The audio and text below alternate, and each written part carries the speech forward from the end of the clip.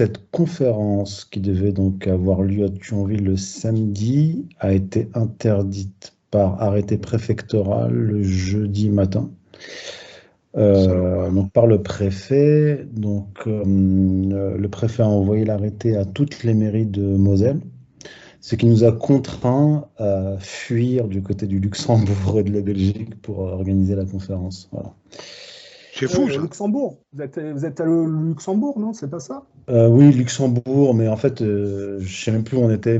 C'est entre la Belgique et le Luxembourg, au milieu de nulle part, on a trouvé une salle là-bas.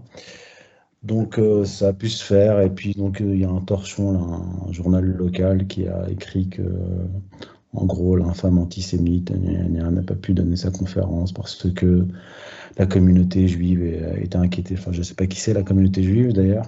Et Mais ça vous arrive souvent, vous, d'être interdit comme ça? non, Ça vous arrive pas souvent pour non, c'est la première fois. C'est la première fois. Alors j'ai lu l'arrêté. L'arrêté dit en gros que c'est en raison du contexte et en raison de mes prises de position. Donc en gros, je suis pro-palestinien, donc j'ai pas le droit de m'exprimer. En gros, c'est ça. C'est ça que c'est le délire du moment. Il y a vraiment un truc qui va pas. Hein. J'y reviendrai dans le détail. D'où l'intérêt de séances comme aujourd'hui, parce que une séance comme aujourd'hui, si on a plusieurs milliers à la limite, ça remplace la conférence de Thionville. Alors, il faut comprendre un truc, c'est pas du direct. Hein. C'est une oui, non, mais on est d'accord. Hein, ouais. Moi, je fais un peu de post-prod pour enlever les bruits, les temps morts, pour que ce soit un peu plus lisible. Mais il n'y a pas la pression du direct, ce genre de choses. Ouais. Vous êtes libre. Oh, ben non, et surtout, pas de pression. moi, surtout ce que je fais, c'est que je ne fais pas de censure. J'aime pas enlever les passages ou les trucs comme ça. Ça m'ennuie un peu parce que j'aime bien qu'on aille au fond des choses. Ça contraste quand même. Thierry, Dominique, Oui, alors il faut que je fasse un effort quand même aussi de ne pas tomber, parce qu'il y a des choses que vous n'avez pas le droit de dire au niveau de la loi, vous pourriez être piégé, non? Donc il y a des sujets qu'on ne peut pas trop aborder non plus. Oui, c'est que je sache. On va éviter non plus. On n'est pas des kamikazes. Hein. Ouais, d'accord. Alors moi, je me suis concentré je vous expliquer un peu comment ça va se passer. Je vais faire une brève présentation des événements du 7 octobre. Je vais vous demander, parce que vous avez un CV, vous êtes des gens reconnus, respectés, non pas que dans le domaine de la dissidence, mais aussi surtout sur la géopolitique et les conflits internationaux. Donc je vais juste vous demander pour l'audience de présenter un fait marquant de votre parcours pour que ça leur permette de vous situer. Alors, par exemple, Thierry Messang, vous avez écrit certains des discours de Kadhafi à l'ONU. Ça peut être ça. Pas des discours d'Ahmadinejad. D'Ahmadinejad, d'accord, excusez-moi. Bon, il fait partie de son gouvernement, mais plus tard. Oui, c'est vrai, vous allez travailler, non, pour Kadhafi? Oui. Bon, d'accord. Youssef Indy, vous êtes allé en Iran, vous avez discuté aussi avec le cheikh Imran Hossein. Je ne sais pas, hein, ça, vous pouvez trouver. Il y a des... Et puis, alors vous m'avez envoyé un CV, j'ai lu. Je ne suis pas militaire, hein, moi, je suis de 79 et Chirac, c'est la seule année où il a dit 79, il n'y a pas besoin de faire le service militaire. Alors vous m'excuserez, je ne suis pas très rompu à toute la chose militaire. Eh oui. Mais j'ai vu que c'était impressionnant. Vous avez participé au sud Liban, là, vous avez supervisé le départ des troupes israéliennes. Oui, ben, concernant le sujet d'aujourd'hui, oui, c'est le poste. J'ai fait 2 séjours au sud Liban, hein, un comme commandant de bataillon de l'ONU et un comme chef du renseignement de la force intérimaire des Nations Unies au Liban. Donc là, j'ai passé à peu près 2 ans là-bas. Et je le dis tout net, hein, je suis arrivé pro-israélien parce qu'on avait été bercé par Exodus, par tous ces films-là, et puis je suis reparti avec l'ensemble de mon bataillon et avec tous les autres bataillons. Il y avait 8 bataillons de 8 nationalités étrangères. Il n'y en a pas un qui repartait de là en étant favorable à Israël. Ça n'était pas possible. Il suffisait d'ouvrir ses yeux et ses oreilles. Et aussi bien les Africains, il y avait des Ghanéens, il y avait des Fidjiens, il y avait des Finlandais, des Norvégiens, des Suédois, il y avait qui sont un peu spécialisés, il y avait des Italiens, etc. Même les Américains.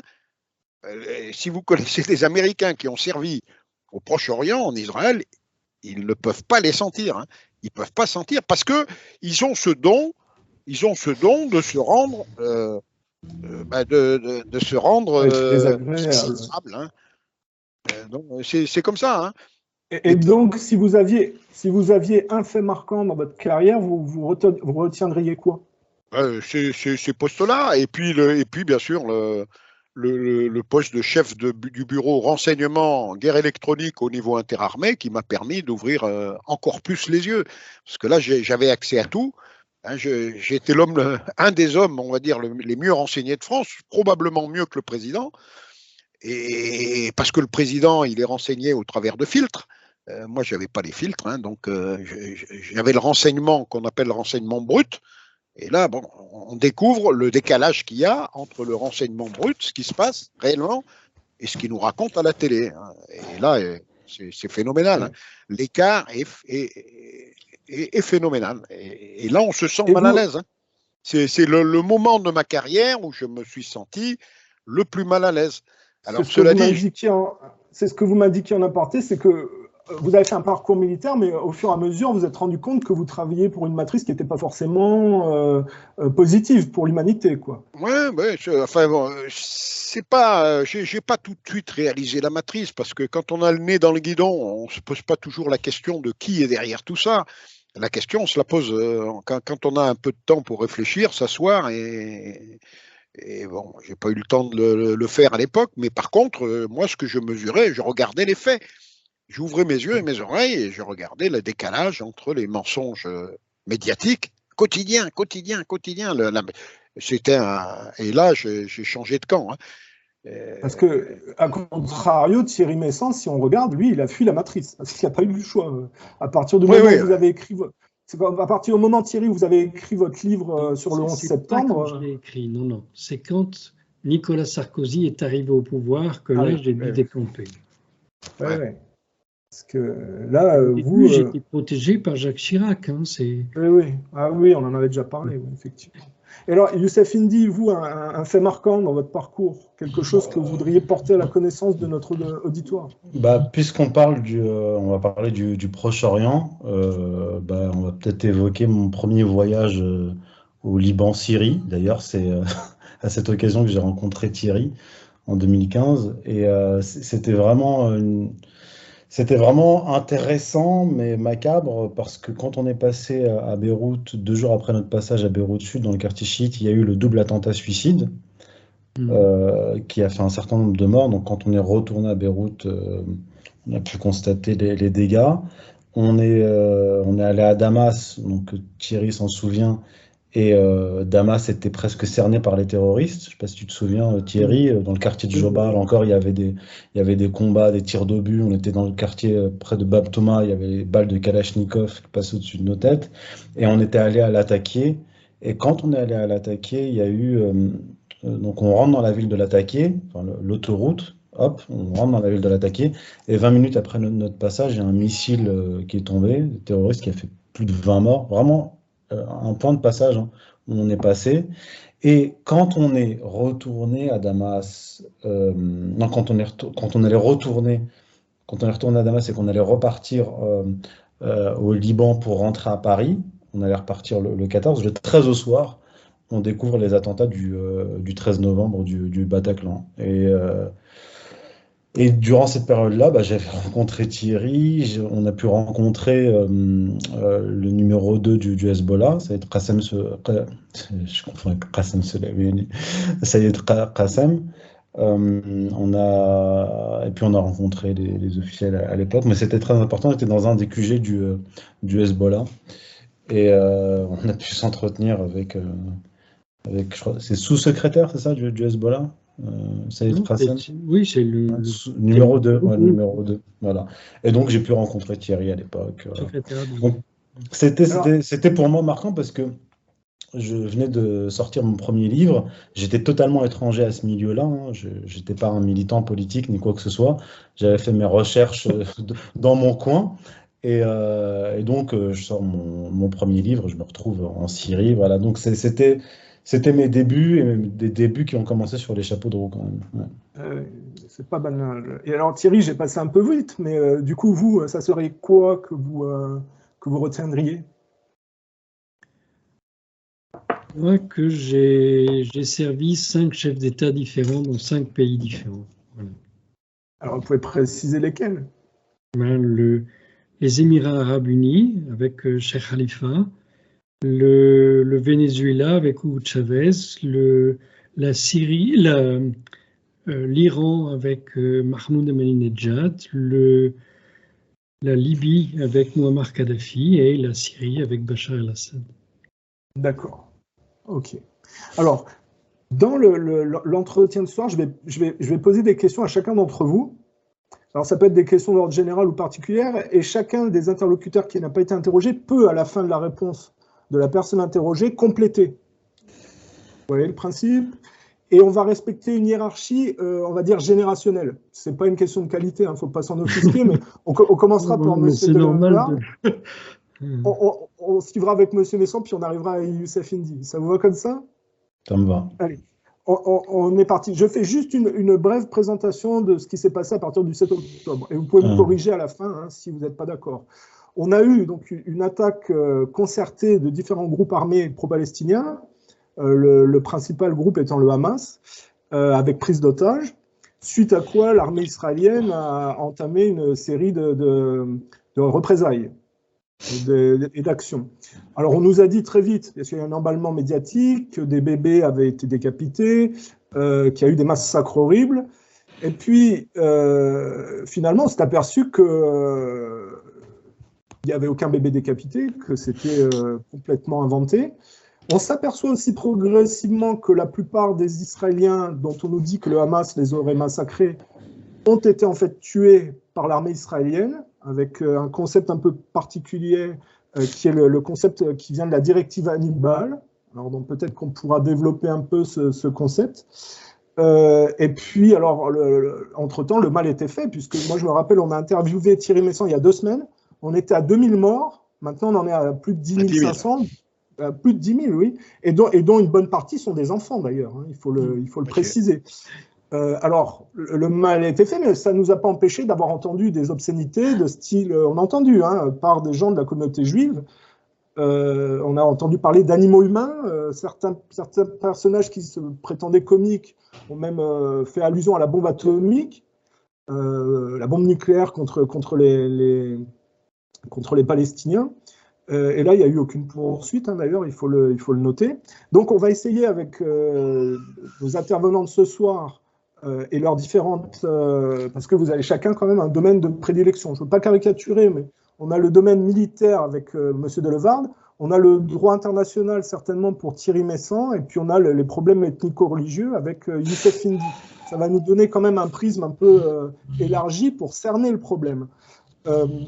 Alors, la première question, donc, M. Delevard, d'un point de vue strictement militaire et sans aborder la question du droit international qu'on abordera après, est-ce que vous pouvez nous dresser un bilan des opérations de part et d'autre, c'est-à-dire les armes utilisées, les stratégies et les conséquences sur le terrain? Alors, moi, je pense que les factions palestiniennes qui sont intervenues le 7 octobre voulaient faire une opération coup de poing, c'est-à-dire rentrer en Israël, récupérer un maximum d'otages, rentrer chez eux et échanger ces otages contre tous les Palestiniens qui pourrissaient dans les geôles israéliennes. Et je pense que l'objectif, c'était ça. Et que ils sont partis. Alors, il y a eu probablement un laisser-faire du côté... pas que probablement. Alors, il y a eu on abordera ça après, mais d'un point de vue strictement des faits. Donc, moi, sur le plan de la première journée et des réactions médiatiques, voilà mes réflexions qui n'ont pas été forcément dites. D'abord, il y a eu des bilans humains qui ont été présentés dès la première journée. Dès la première journée, on vous a dit il y a 1400 Israéliens tués ou 1500. Il y a eu des chiffres supérieurs à 1400 d'ailleurs, mais en gros, ça a tourné autour de 1400. La première chose en tant que militaire que je dis, c'est que les bilans donnés par les uns ou par les autres en temps de guerre, quand c'est donné par les autorités d'un camp, ça n'a aucune valeur. C'est-à-dire que le 1400, ça peut être plus, ça peut être moins, et ça peut être gonflé parfois, hein, gonflé pour justement justifier une action ultérieure. Donc, y a-t-il eu 1400 Israéliens tués? Je n'en sais rien. Je n'en sais rien et je ne le garantirai pas. Et je ne le garantirai pas. J'ai eu trop d'exemples lorsque j'étais patron du renseignement donc au Sud-Liban de chiffres gonflés pour pouvoir justifier une réponse musclée de la part d'Israël. Donc ça, je l'ai vécu et donc je ne garantirai pas le chiffre de 1400 et je dis que ça peut aller dans des proportions gigantesques, le mensonge. Hein. Le mensonge peut être très important. Ça, c'est la première chose. La deuxième chose, on nous a parlé de gens, de femmes violées, de bébés démembrés, etc. Bon, ça ne tient pas la route, ça ne tenait pas la route pour une raison très simple, c'est que quand vous faites un coup de main, vous avez autre chose à faire qu'à vous transformer en boucher pour démembrer les enfants, c'est du temps perdu. Le temps, c'est ce qui compte le plus dans une opération coup de main sur le plan militaire. Hein, donc vous faites un aller-retour et vous n'avez pas le temps de violer les femmes en passant. Quoi. Ça ne tient pas la route. Le troisième point que je voudrais et qui a été maltraité par les médias, c'est de dire que les Palestiniens se sont attaqués à des gens désarmés. Bon, il y a eu des attaques, peut-être qu'il y en a qui ont été surpris en face, mais la population israélienne, dans l'ensemble, à moins que les choses aient changé pendant les toutes dernières années, c'est une population en armes. C'est-à-dire que dans les kibbutz, les hommes qui ont fait 3 ans de service militaire et les femmes qui ont fait 2 ans de service militaire sont des gens qui sont armés. Et quand on est armé, on se défend. Et dans les gens qui ont été tués, prétendre que ce ne sont que des gens sans défense qui ont été tués, je ne le pense pas. Moi, personnellement, je pense que ce sont des gens qui se sont défendus, des Israéliens qui se sont défendus les armes à la main, et que donc, comme les Palestiniens intervenaient, ils n'avaient pas de chars, hein, ils sont intervenus avec des armes de petit calibre, on va dire, hein, dans l'ensemble. Globalement, c'était ça. Bon, il y avait bien sûr, avant, il y a eu les bombardements avec les missiles ou les Katyusha ou toutes les catégories de missiles que vous pouvez imaginer. Moi, je pense que dans les morts qu'il y a eu côté israélien, ce sont des gens qui se sont battus, hein, ou alors des gens qui ont été abattus pour beaucoup d'entre eux. Les Palestiniens ne voulaient pas nécessairement abattre les gens, ils voulaient probablement chercher des otages et les ramener pour les échanger. Donc, les gens qui ont été tués sont probablement des gens qui se sont battus. Par exemple, les soldats, il y a eu des soldats, hein, je crois, 200 ou 300 d'après ce qu'ils disent, soldats qui auraient été abattus, des soldats israéliens, mais il n'y avait pas que les soldats. Un civil, c'est un guerrier, hein, c'est un homme en armes. Et c'est quelqu'un qui a fait son service et qui sait se servir d'une arme et qui s'en sert d'ailleurs souvent pour aller, les colons, vous savez, ils rigolent pas. Et les kibbutz autour de Gaza, prétendre qu'il n'y avait pas d'armes là-dedans, c'est raconter des bêtises. Hein. Il y en avait forcément. Hein. Donc, on a eu une histoire qui nous a raconté un parcours militaire de cette première journée qui a été complètement déformé par les médias. Les médias nous racontent après ce qu'ils veulent, hein, et à force de le dire du matin au soir, le discours médiatique finit par devenir une réalité.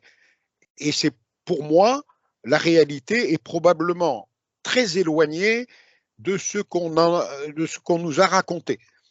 Voilà. D'accord. Alors, Thierry Messon, vous voulez réagir ? Alors d'abord, le gouvernement israélien a confirmé aujourd'hui qu'il n'y avait pas 1400 morts, mais seulement 1200, et ça baissera peut-être encore. Hein, mais... les attentats du 11 septembre, il y avait 40 000 morts, et puis finalement, il n'y en avait que 3 000. Donc, ça peut être effectivement des gros écarts. Ensuite, le gouvernement israélien a considérablement menti. D'abord, dans les horaires qu'il a donnés, le timing qu'il a donné, il a été forcé de le revoir plusieurs fois. Et il est évident aujourd'hui que le Premier ministre Netanyahou au moins lui, et le directeur du Shin Bet, au moins lui, étaient parfaitement au courant de cette opération auparavant.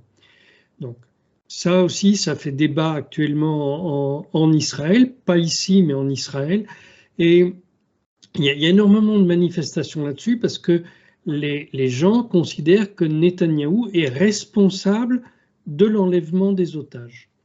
Alors, ça ne veut pas dire que les gens soient pacifistes, hein. Ça veut dire qu'ils comprennent la responsabilité de Netanyahou. Et puis la troisième chose, c'est qu'on nous a dit que c'était le Hamas qui avait fait cette opération. Alors c'est très frappant parce que le Hamas, c'est les frères musulmans. On s'attend à ce qu'il y ait qu'il y ait une boucherie, que ça soit quelque chose de très barbare. Mais il n'y avait pas que le Hamas, qui était certainement la formation la plus importante. Il y avait d'autres composantes de la résistance palestinienne. Et donc, cet événement n'a pas le sens que nous lui avons donné. D'accord. Youssef Indy?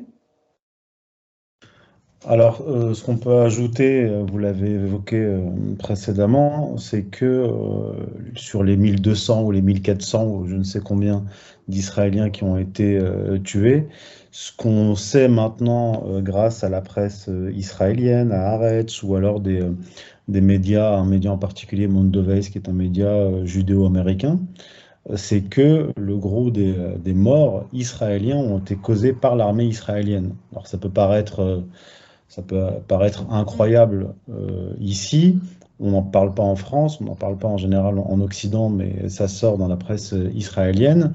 On a des témoignages d'otages, notamment l'otage qui est devenu célèbre, Yasmine Porat, qui explique qu'elle a assisté au massacre des otages qui étaient avec elle par la police et l'armée israélienne. Elle explique qu'un des membres du Hamas, un des preneurs d'otages, avait décidé de se rendre. Il est sorti avec elle de la maison, ce qui lui a sauvé la vie à elle et ce qui fait d'elle un témoin précieux. Elle explique donc que la police arrive sur place, que c'est la police israélienne qui commence à ouvrir le feu, pas les combattants du Hamas. Puis 2 tanks israéliens arrivent et ils tirent par 2 fois, donc dans la maison où il y a les otages. Et donc elle dit que ce sont les forces israéliennes qui ont tué durant l'échange de tirs les otages et qui ont tué aussi le reste des otages, à part je crois une personne qui a survécu avec leur tank. Puis on a d'autres témoignages, notamment un commandant d'une base militaire tout près de Gaza, qui explique qu'il s'est réfugié à l'intérieur de la base et qu'il a demandé une intervention aérienne de l'armée israélienne. L'armée a effectivement frappé sans aucune distinction et les témoignages rapportent notamment à Haaretz que l'armée israélienne a vraiment tiré dans le tas sur les kibboutz, et c'est pour ça qu'on voit des images de maisons carbonisées. Or, les combattants du Hamas n'avaient pas d'armes lourdes, n'avaient pas d'aviation et ne pouvaient pas causer de tels dégâts. Donc les corps carbonisés, les maisons carbonisées ont été causées par l'armée israélienne, et vous avez aussi des témoins de la Rave Party qui fuyaient et qui racontent que les hélicoptères Apache de l'armée israélienne leur tiraient dessus. Et d'ailleurs, il y a aussi des témoignages des pilotes des hélicoptères Apache qui racontent qu'en fait, on leur a donné l'ordre de tirer sans leur donner d'informations précises, donc ils ne pouvaient pas distinguer les combattants du Hamas des citoyens israéliens. Et là encore, donc, ils expliquent, il y en a un qui dit « j'ai vidé le ventre de mon hélicoptère Apache ». Il a vraiment tiré dans le tas. Et vous avez un certain nombre de témoignages qui sortent dans la presse israélienne, d'Israéliens qui racontent, une en particulier, que son oncle s'est fait tuer par les forces israéliennes parce qu'ils l'ont pris pour un combattant du Hamas. Et on parle de centaines de morts. Il y a un kibbutz, on dit que l'armée israélienne a tué près de 200 personnes dans le kibbutz. Donc vous alignez le nombre de morts causés par l'armée israélienne dans les différents kibbutz, la Rave Party, les bases militaires, et vous atteignez quasiment... Alors je ne dis pas que les combattants du Hamas ont tué personne et qu'ils étaient gentils. Seulement, comme l'a dit le général, la mission des combattants du Hamas, c'était donc d'attaquer des militaires et de faire des otages pour libérer les 7000 prisonniers israéliens dans les prisons. D'ailleurs, j'ajoute, avant de terminer, tous les témoignages d'otages que j'ai entendus, que ce soit les otages dans les kibboutz qui ont été rapidement libérés, ou les témoignages d'Israéliens ou la vieille dame israélienne qui était retenue à Gaza, tous ont dit que les combattants du Hamas les ont bien traités, qu'ils étaient très humains, qu'ils ont partagé leur nourriture avec eux. Donc il y a un contraste entre les bouchers qui égorgent des bébés, qui violent, etc., et ces combattants qui se comportent très bien avec les otages. Voilà ce que j'ai à dire sur ce sujet, mais c'était important. Je compléterai juste ces informations par le fait de dire que au départ, c'était 1400, mais quand ils ont diffusé les photos, quand les Israéliens ont diffusé les photos, ils avaient inclus des cadavres des membres du Hamas. Ils sont revenus sur leur décision pour expliquer cette erreur. Aussi le souligner. Alors, juste pour revenir sur le début de la question, M. Delaharde, l'armée israélienne, elle est équipée de quoi? Quel est Ils ont une puissance de feu qui est assez impressionnante par rapport à leurs adversaires. Oui, elle a tous les armements modernes qui leur sont fournis par les États-Unis. Les armements modernes fournis par les États-Unis et les armements modernes qu'ils fabriquent eux-mêmes. Ils ont quand même, depuis très très longtemps, une industrie d'armement qui est performante, et ils ont toujours un temps d'avance sur tous les voisins, quoi, ou sur toutes les armes qu'on peut trouver dans la région. Donc oui, ils sont surarmés, on va dire. Ils ont notamment sur le plan aérien, puisque c'est ce qui leur permet de tuer un maximum de gens. C'est quand même la troisième dimension. C'est par les bombardements et par toutes les bombes que leur fournissent les Américains ou qu'ils ont eux-mêmes concoctées, enfin qu'ils ont inventées. C'est par ce biais qu'ils massacrent les Palestiniens par milliers à Gaza. Alors, c'est l'articulation de la prochaine question, puisque Monsieur Messan, je me tourne vers vous, là, quelles sont les infractions qu'on a constatées sur le droit international? Ça fait 75 ans qu'on les empile, donc il va falloir 10 heures pour en parler. Alors, je ne vais pas parler des 75 ans de l'histoire de cette région d'Asie mineure, je parlais quand même à partir du 7 octobre. La réaction, parce que vous connaissez certainement Jacques Beau. Jacques Beau dit ceci, alors attendez, laissez-moi retrouver parce que c'est quand même intéressant. Il nous parle du droit de la guerre. Et il nous dit, parce que c'est un spécialiste, attendez, pour Jacques Beau, on a affaire à un colonel de l'armée suisse qui est spécialiste du renseignement et du terrorisme. Et il nous dit la chose suivante. L'OSCE. Oui. Absolument. Et il nous dit la chose suivante. Il nous dit, le droit de la guerre, le droit humanitaire international est composé de 3 principes. La proportionnalité, c'est-à-dire qu'on ne peut pas écraser une fourmi avec une arme nucléaire. La distinction, c'est-à-dire qu'on ne peut pas engager dans un combat si on ne fait pas la distinction, si on n'arrive pas à faire la distinction entre un combattant et un civil. Et puis la précaution dans le ciblage. Et c'est sur ces points-là, on voit que il y a un historique des États-Unis et d'Israël, ou même des Anglais, pour ne absolument pas respecter ces droits-là. Mais sur les événements du 7 octobre et qui ont suivi, quelles sont spécifiquement les infractions sur le droit humanitaire et le droit international?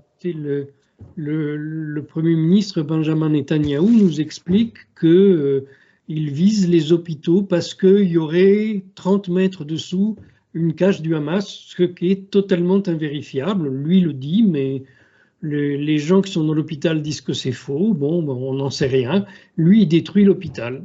Voilà. Alors, maintenant, vous pouvez comparer les chiffres donnés par les Israéliens des membres du Hamas qu'ils auraient tués avec les chiffres qu'ils donnent des civils qu'ils auraient tués.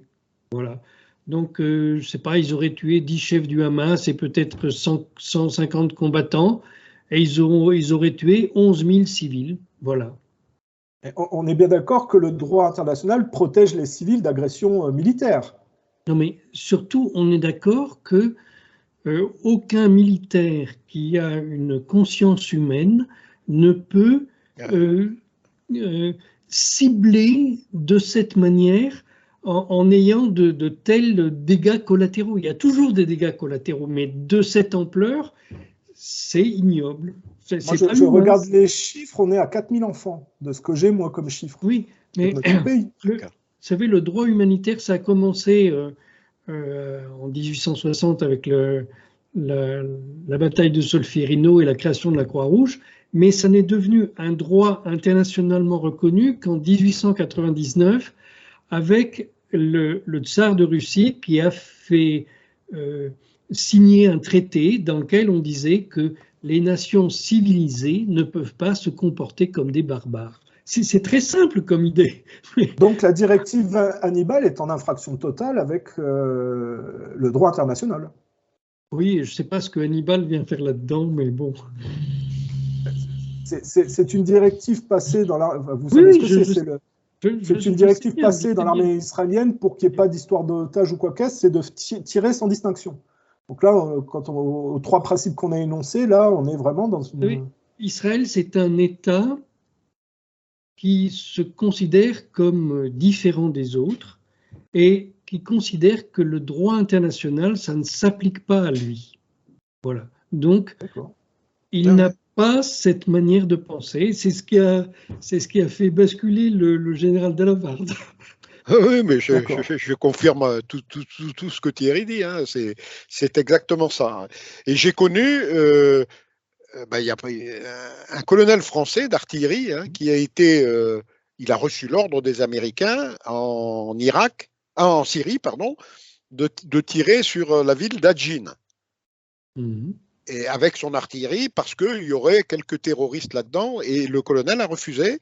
Il a dit non, moi je ne tire pas sur la ville parce que je ne vais pas tuer tant de civils, enfin 100 ou 200 civils ou 300 pour avoir 10 terroristes. C'est pas comme ça qu'on procède.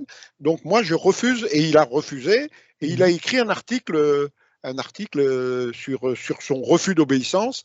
Et personne ne l'a sanctionné, évidemment. Et les Américains lui auraient dit, les officiers américains auraient eu beaucoup d'admiration pour lui en disant, mais c'est lui qui a raison, quoi.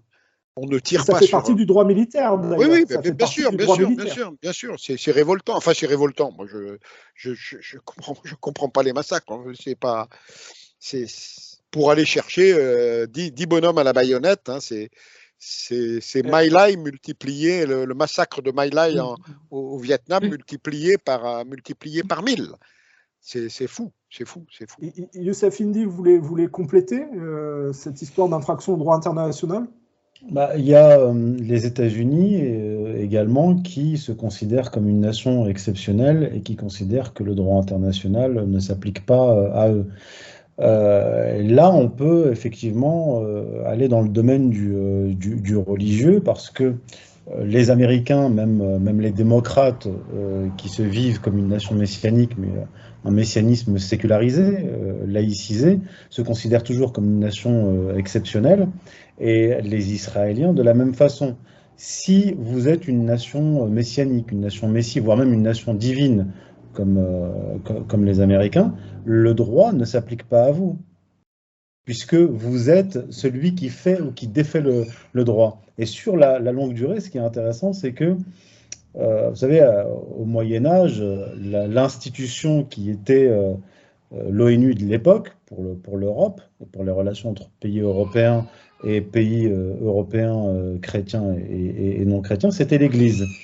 Et sur la durée, avec l'avènement des États-Unis en tant que puissance géopolitique hégémonique et messianique, eh bien, il y a cette idée qu'ils sont une nation messie au-dessus de la loi, et même une nation divine. Et quand George W. Bush a lancé ces guerres pour remodeler le Moyen-Orient et qu'il a parlé de croisade, d'une certaine façon, il a usurpé le rôle de l'Église de l'époque en disant, et en étant juge et parti. C'est-à-dire qu'il a défini un axe du mal, et en fait, on a vu revenir la guerre juste, la guerre à juste cause. Or, qui est-ce qui, à l'époque, au Moyen-Âge, disait qu'une guerre était juste ou injuste? C'était l'Église.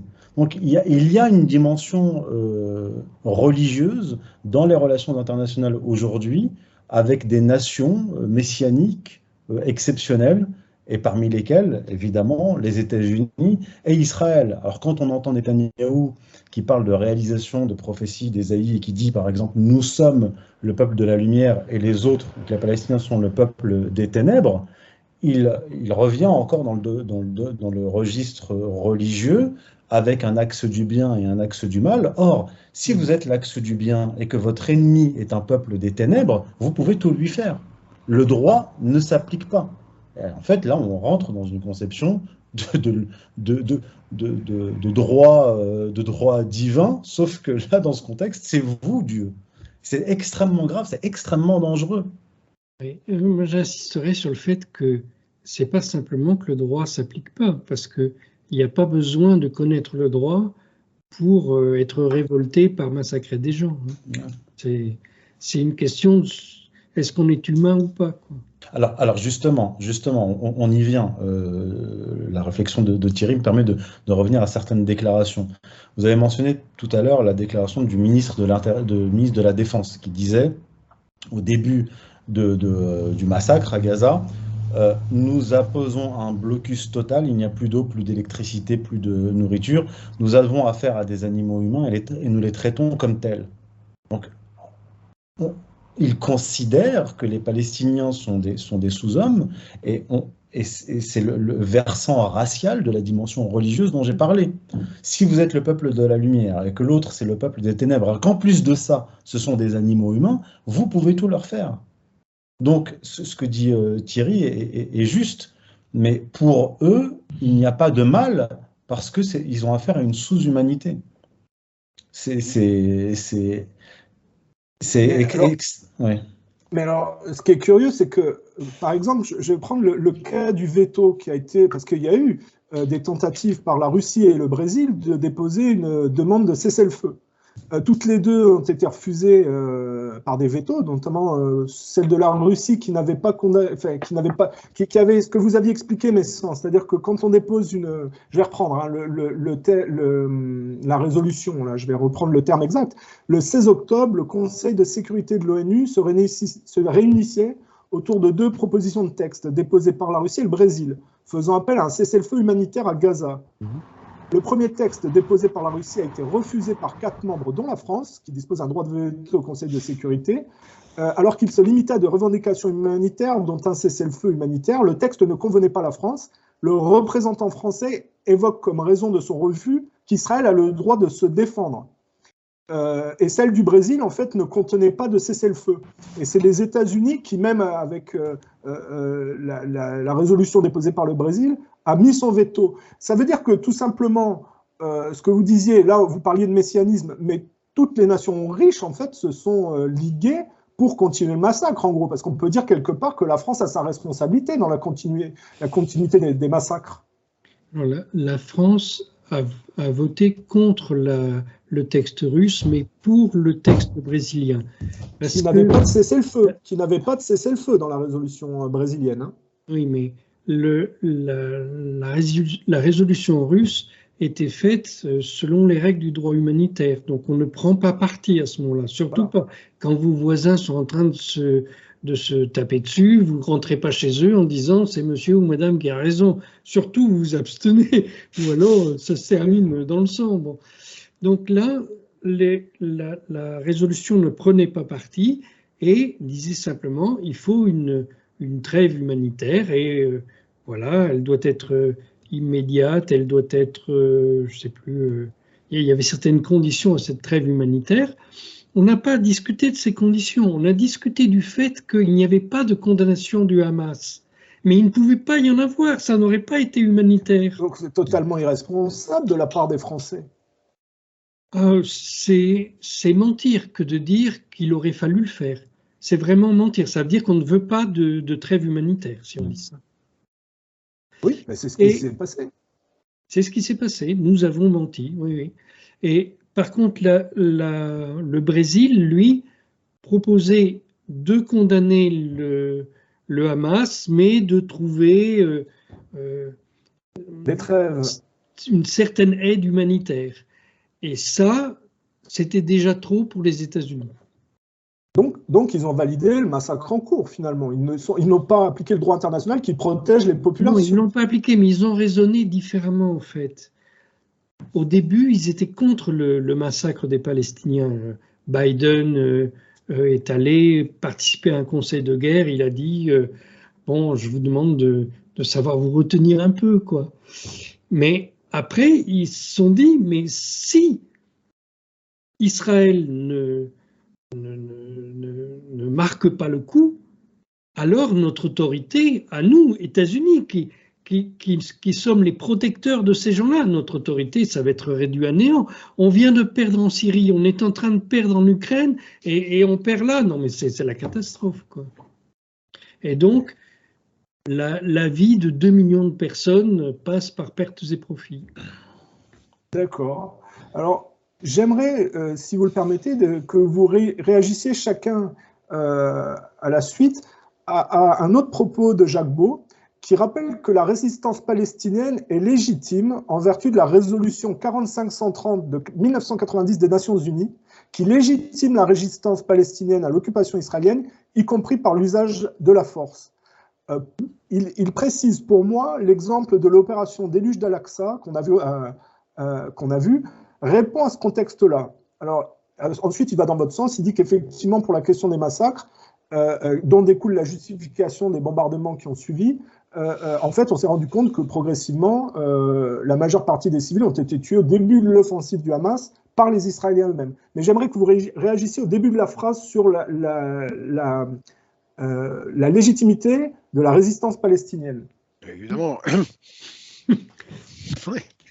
Oui, la résistance palestinienne est légitime, évidemment. Hein. C'est même presque un devoir à un moment pour l'oppressé de se révolter contre celui qui l'opprime. Hein. Donc, c'est ce qui s'est passé d'ailleurs hein, au ghetto de Varsovie. Hein. Les gens ont fini par se révolter. Alors moi, ce qui me frappe dans cette affaire, c'est que on ne parle pas, les Israéliens ont réussi à faire changer le vocabulaire chez nous. C'est-à-dire qu'ils ont imposé à nos médias le terme de terroriste pour tous ceux qui ne suivent pas, leur desiderata. Et ils l'appliquent à chaque fois qu'il tue quelqu'un, de toute manière, c'était un terroriste. Même s'il avait 4 ou 5 ans, c'était un futur terroriste, mais c'était un terroriste. Je me souviens, quand je suis arrivé au Sud-Liban, j'ai été étonné de voir que les rapports militaires qui étaient faits, parlant du Hezbollah, qui était sur ces terres, au Liban, et qui combattait un ennemi israélien qui occupait ces terres, au Sud-Liban, le Hezbollah était qualifié de mouvement terroriste. Et en arrivant, bon, j'ai changé la terminologie, j'ai dit c'est pas vrai, c'est pas possible. Donc le Hezbollah n'est pas un terroriste, c'est un résistant. Et donc dans tous mes rapports, pendant une année, et ça a été retenu après, c'est-à-dire qu'ils sont sortis pour la diplomatie française du mot résistant, hein, du mot, je veux dire, terroriste. Et moi, j'ai imposé le mot de résistant. Hein. Donc, j'ai parlé, à chaque fois dans mes rapports, je ne parlais plus que de résistance libanaise pour le Hezbollah ou de résistant. Mais ce qui est intéressant, c'est de voir la manière dont ils nous imposent ces mots de terrorisme, parce que abattre un terroriste, finalement, c'est légitime d'abattre un terroriste. Par contre, abattre un résistant, c'est beaucoup moins légitime. Et on le dit, quoi, Thierry, oui. Vas-y. Oui, je voulais dire que le Hezbollah se qualifie lui-même de résistant en faisant référence à la résistance française de la Deuxième Guerre mondiale. C'est vraiment ils ont choisi ce mot à cause de la résistance française. Oui. Et c'est tout à fait ça. Hein. On peut pas. Il est légitime pour tout résistant, pour tout habitant d'un pays occupé, il est légitime de lutter contre l'occupant d'abord, et en plus, quand l'occupant n'est pas seulement un occupant, mais un oppresseur, c'est encore plus légitime de se révolter. Donc moi, je dis que la résistance palestinienne a effectivement toute légitimité pour agir contre l'occupant et l'oppresseur israélien. Le droit international précise que dans le cas des Palestiniens qui sont rentrés sur le territoire israélien, ils avaient le droit de faire ça pour résister. Alors, par contre, ils n'avaient pas le droit de massacrer les gens, les civils, tout ça. Mais on vient de dire qu'en fait, il faudra démontrer qu'ils aient massacré et violé et découpé. Et tout ça, ça reste très certainement en grande partie de la propagande, même si ça n'est pas impossible. Hein. Le Hamas a une tradition de barbarie qui est tout à fait effrayante.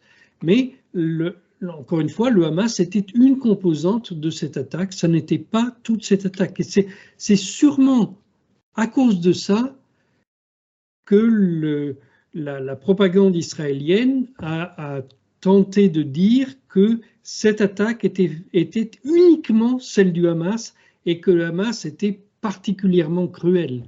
Mais c'est manifestement de la propagande. Youssef Indy, vous voulez réagir ?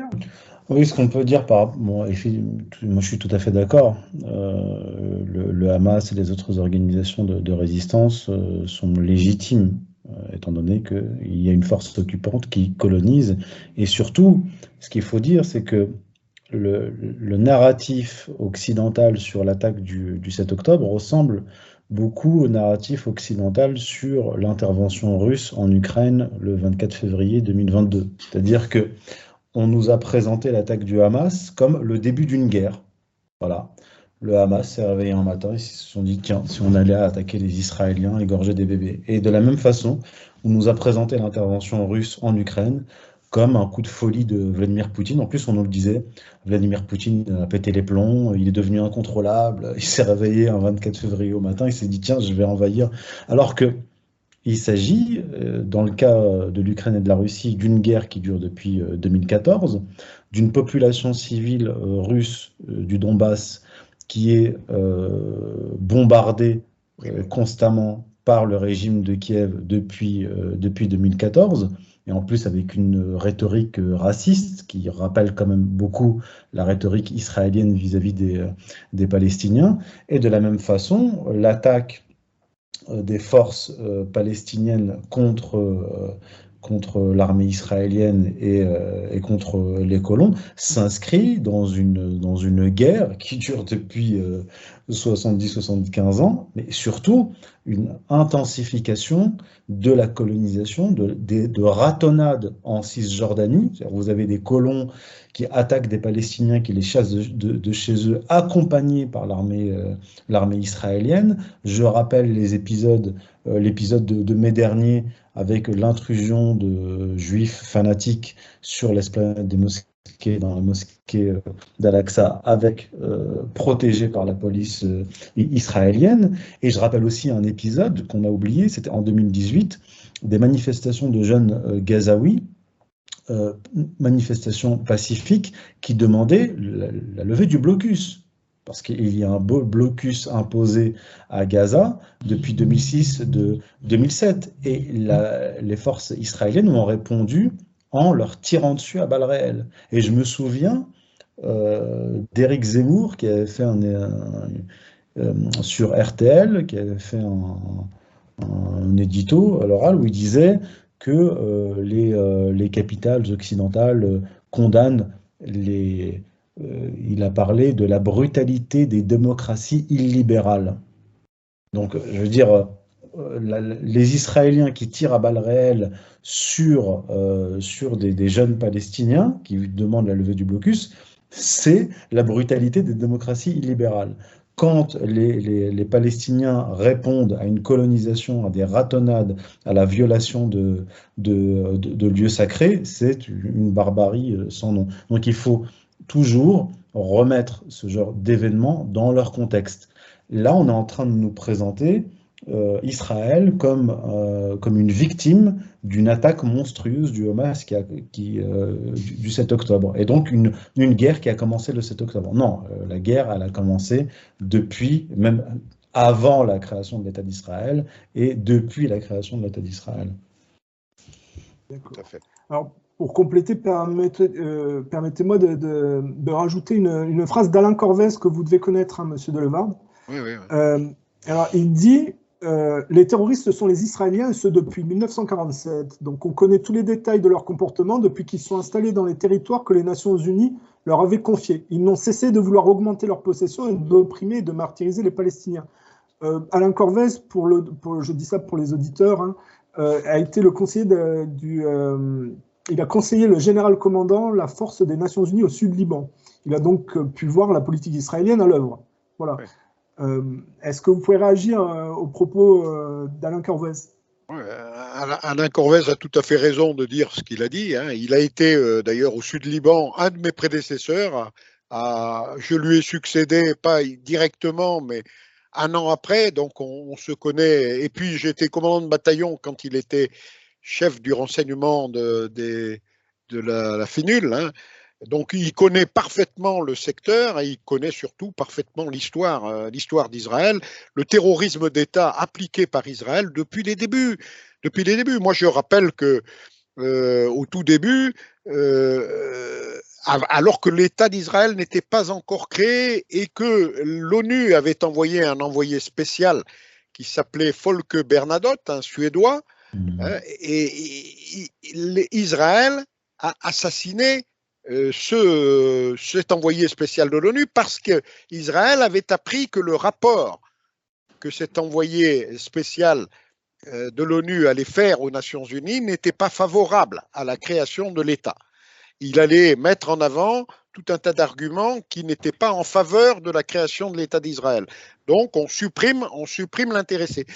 Et par la même occasion, comme Bernadotte était accompagné par un colonel français qui était le chef Serrault, qui était le chef des observateurs de l'ONU à l'époque, ils en ont profité pour assassiner également Serrault. Alors, ce qui est intéressant, c'est de voir que Ben Gourion, qui était c'est pas lui qui a assassiné, bien sûr, hein, il avait des gens pour le faire.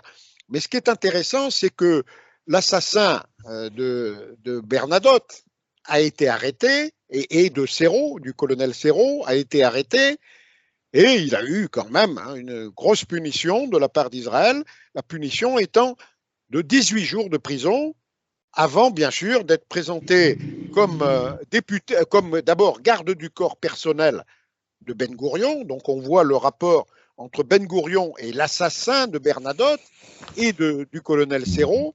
Hein. Il a été garde du corps personnel de Ben Gourion et il a été ensuite élu député à la Knesset. Hein. Donc le crime et le terrorisme, ça rapporte en Israël. Voilà. Commentaire, monsieur Thierry? Pour la petite histoire, mon grand-père était dans la deuxième voiture derrière et a pris la succession du colonel Serrault. Voilà. Mais non, en fait, l'histoire de l'État d'Israël, c'est le premier échec des Nations Unies. Dès le début, les États-Unis et le Royaume-Uni avaient décidé, enfin c'est depuis en 1942, quand il y a eu la Charte de l'Atlantique, ils avaient décidé de faire des Nations Unies très différents de ce que ça a été instauré. Ils voulaient faire un gouvernement mondial de leurs deux pays sur tout le monde.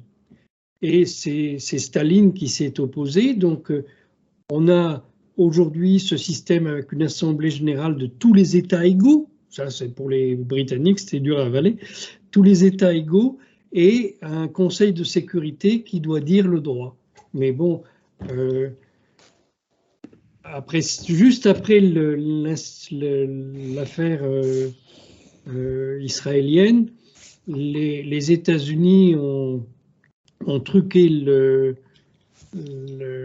Conseil de sécurité en faisant siéger le Chiang Kai-shek à la place de Mao Tse-tung. Bon, donc, la Russie a quitté l'ONU à ce moment-là. Elle n'est revenue que 6 mois plus tard. Hein. Mais voilà, le droit international, c'est un combat permanent et les États-Unis et Israël ont toujours été contre l'établissement de ce droit international. Bien qu'ils se cachent derrière, parfois pour justifier leur intervention. Mais c'est ce qu'on disait.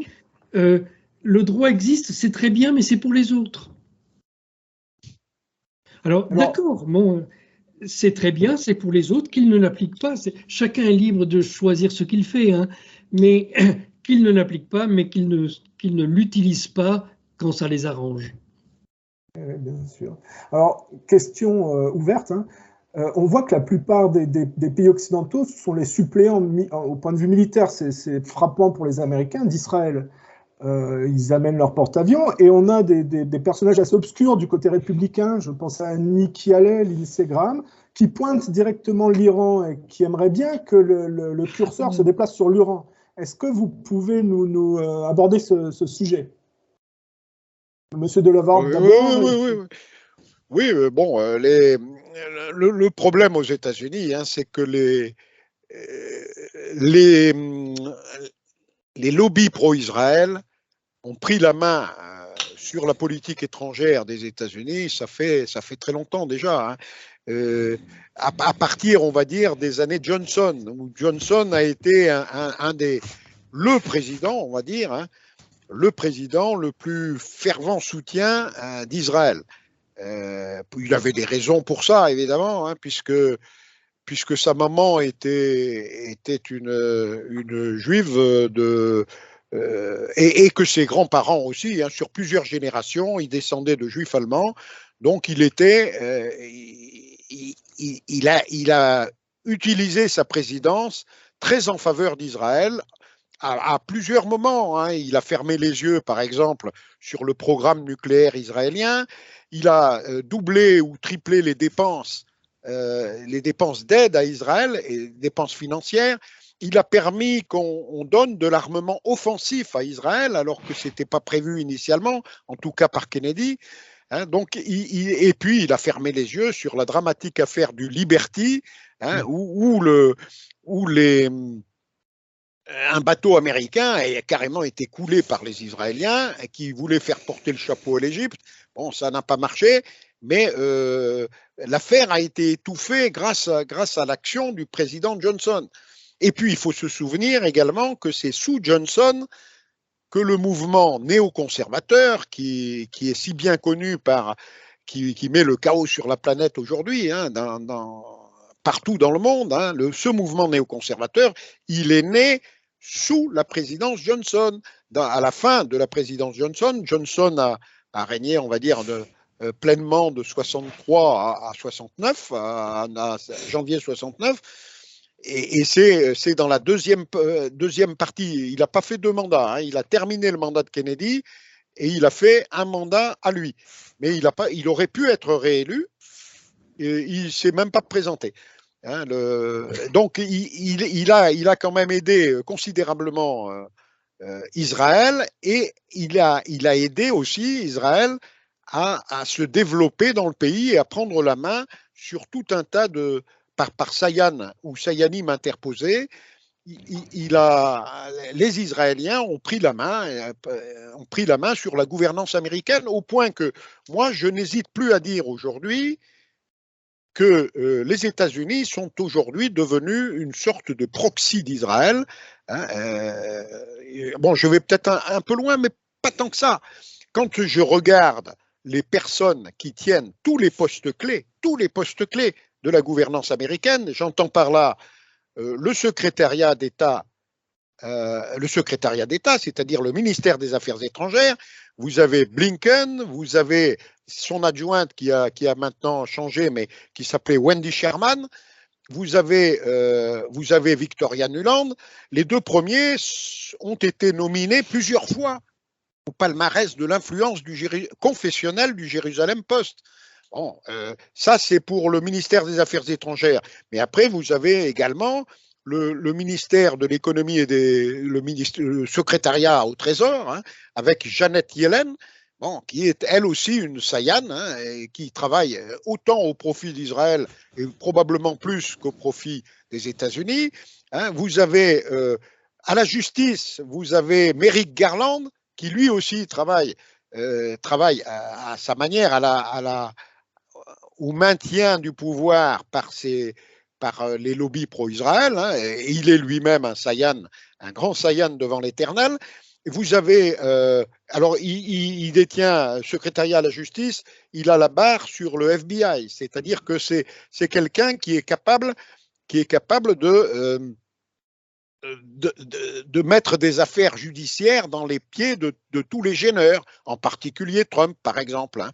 Donc, celui qui aujourd'hui tient le FBI et la justice, c'est Merrick Garland.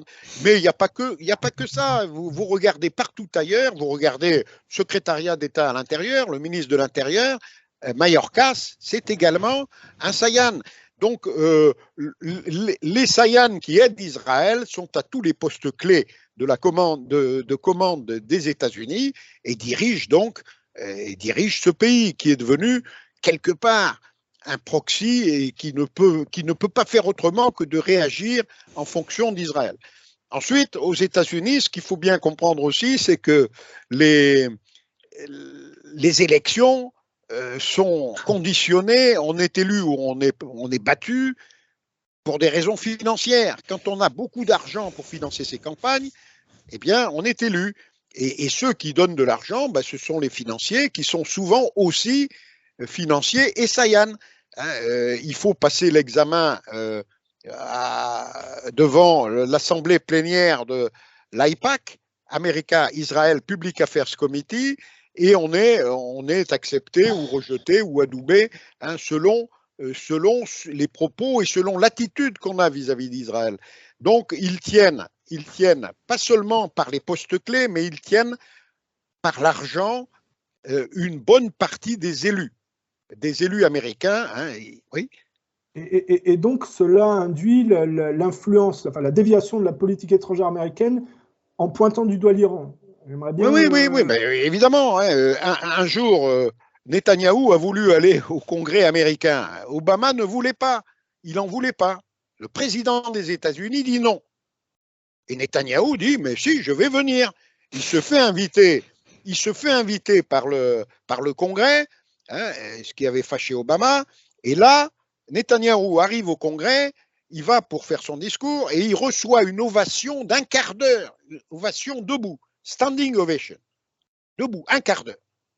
Et le lendemain, dans le New York Times, paraît un article signé de Thomas Friedman, qui est un journaliste vedette du New York Times, qui est sioniste lui aussi, un sioniste pur et dur, hein, comme beaucoup de journalistes du New York Times d'ailleurs. Hein, et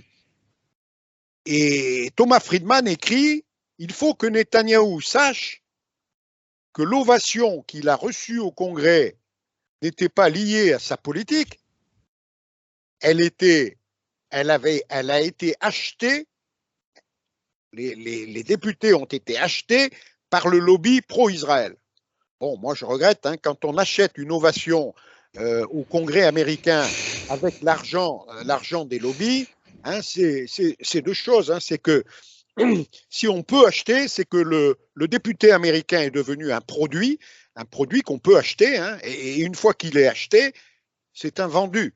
Hein, donc il y a beaucoup de vendus au Congrès américain qui sont vendus à Israël, et vous avez cité un nom tout à l'heure qui est un des plus vendus, qui s'appelle Lindsey Graham, qui est un néoconservateur pur et dur. Alors lui, il n'est pas de la diaspora, mais c'est un gars qui a compris que sa carrière passait par le dévouement total au lobby pro-Israël. Le même qui voulait envoyer de l'uranium appauvri sur le conflit ukrainien. Oui, tout à fait. Monsieur Messon, est-ce que vous pouvez réagir au sujet de l'Iran et pourquoi les États-Unis appuient Israël contre les Iraniens? Alors, il y a une obsession des différents gouvernements israéliens face à l'Iran. Alors, bon, bien sûr, l'Iran ne reconnaît pas formellement l'État d'Israël. Il siège avec lui aux Nations Unies, mais l'Iran considère que l'existence de l'État d'Israël n'est pas légitime puisqu'il n'y a pas, contrairement à ce qui avait été décidé par les Nations Unies, il n'y a pas d'État palestinien. Sur ce point, d'ailleurs, l'Iran est peut-être en train d'évoluer et peut-être que l'Iran, dans les prochaines semaines, acceptera de discuter directement avec des diplomates israéliens. Mais l'État d'Israël, s'est mis dans vraiment une obsession contre l'Iran à l'époque du Shah, hein, ça ne date pas du tout du régime actuel. À l'époque du Shah, pour bien signifier ça, je vous signale que l'alliance entre la Syrie et l'Iran a été organisée par les États-Unis pour contrebalancer l'influence israélienne au Moyen-Orient. Maintenant, tout le monde dit que c'est une honte, tout ça, mais en fait, c'est les États-Unis qui ont organisé ça. Alors après, quand l'imam Khomeini est venu organiser sa révolution, la rivalité entre l'Iran et Israël est devenue plus forte parce que ce sont deux États qui ont une interprétation religieuse de la politique. Et il n'y a pas la place pour deux dans ce marigot-là. Donc, les Israéliens ont commencé à accuser l'Iran de toutes sortes de choses, dont le fait de vouloir se doter de l'arme atomique, ce qui est une absurdité. C'est le Shah d'Iran qui, avec la France d'ailleurs, essayait de se doter de l'arme atomique pour être le gendarme du Moyen-Orient, mais lorsque le régime actuel a continué les efforts des savants nucléaires pour avoir cette bombe atomique, l'imam Khomeini s'y est opposé, hein, parce qu'il y avait eu une attaque irakienne avec des missiles classiques qui avait fait énormément de morts, et il avait dit, mais un État musulman tel que lui envisageait l'islam, un État musulman ne peut pas commettre des massacres comme ça, on ne doit pas avoir d'armes de destruction massive. Et donc il avait interdit que l'on continue la recherche atomique. Et de manière récurrente, on nous explique que l'Iran veut se doter de la bombe atomique, c'est complètement faux. D'ailleurs, quand il y a eu les négociations de Vienne et de Genève avec ce qu'on appelle les 1+5 qui ont débouché sur un traité international, eh bien à ce moment-là, jamais la Chine ni les États-Unis n'ont cru que ni la Chine ni la Russie n'ont cru que l'Iran voulait avoir la bombe atomique. Ils n'y ont jamais cru. Et Netanyahou a publié des documents qu'il a fait voler à Téhéran.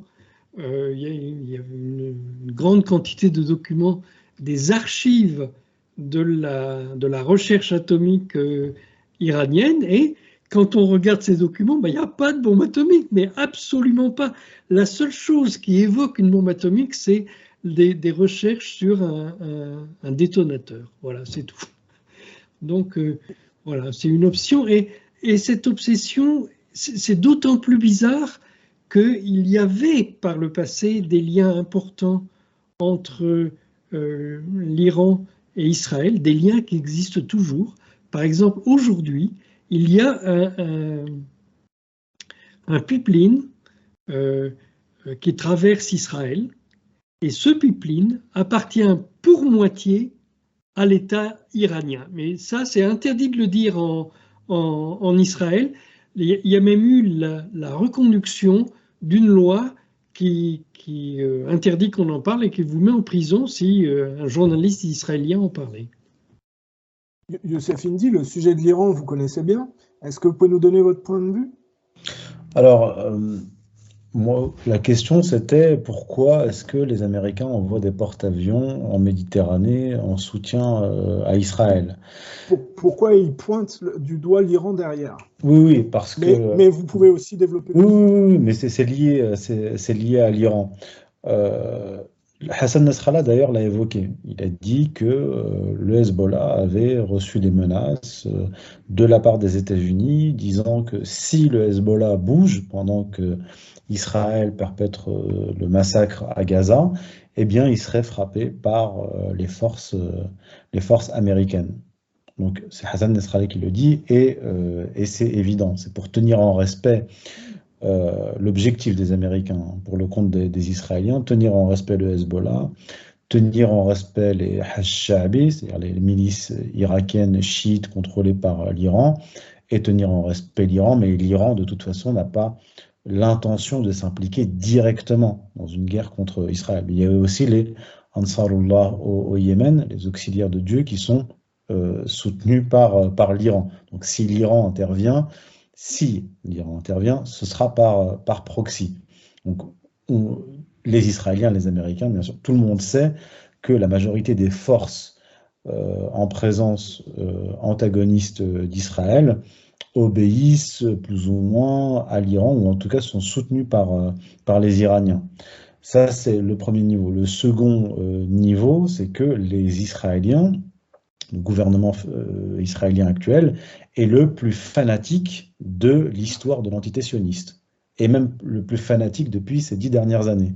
On a dans l'histoire d'Israël la tranche, les 10 années qui viennent de s'écouler, c'est on est au max dans le domaine du fanatisme. Et là, le gouvernement actuel est le plus fanatique des 10 années qui viennent de s'écouler.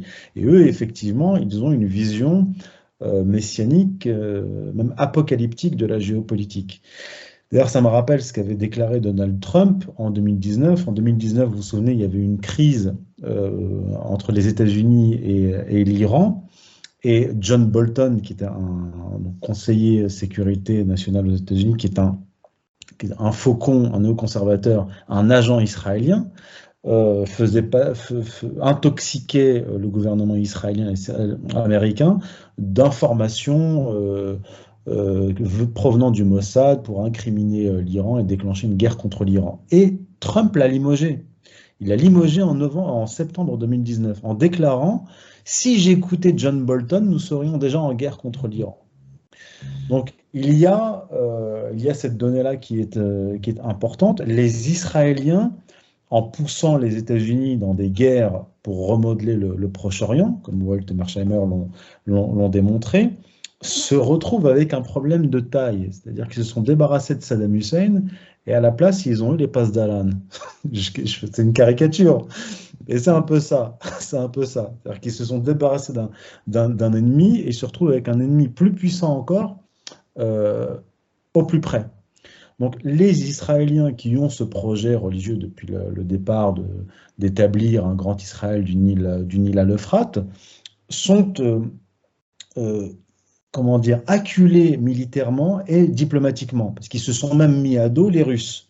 Ils se sont mis à dos les Russes en 2018, et en particulier le 17 septembre 2018, quand ils ont fait abattre en fait un avion russe. Donc ils sont acculés, et le seul moyen pour eux de faire sauter les verrous qui empêchent l'extension du territoire israélien, donc les verrous sont l'État syrien, le Hezbollah et l'Iran, c'est d'entraîner les États-Unis dans une guerre régionale. Donc et je pense que les Américains, même malgré le lobby pro-israélien et les néoconservateurs qui occupent les postes, sont quand même prudents et ne veulent pas entrer dans une escalade, parce que ce que j'ai noté en 2021, c'est outre le retrait des forces militaires américaines d'Afghanistan, il y a eu qui avait été en fait décidé par Trump et appliqué par Biden, il y a eu un retrait de forces américaines de Syrie, d'Irak et même d'Arabie Saoudite. Un porte-avions a été retiré d'Arabie Saoudite et des missiles patriotes pour les repositionner en Asie-Pacifique et concentrer aussi leurs forces en Ukraine. Donc on est en 2021, fin 2021, les États-Unis se préparent à la guerre en Ukraine et ils renforcent leur présence militaire en Asie-Pacifique pour contenir la Chine. Et là, en ce moment, ce que font les Israéliens contraint les États-Unis à revenir dans un Proche-Orient qu'ils avaient désinvesti. Donc, en fait, pour revenir à la question du Proche-Orient, de la géopolitique, il y a un acteur totalement irrationnel en Israël, je mets de côté les militaires israéliens, le gouvernement israélien, il y a un acteur irrationnel qui met en danger la région, c'est Israël.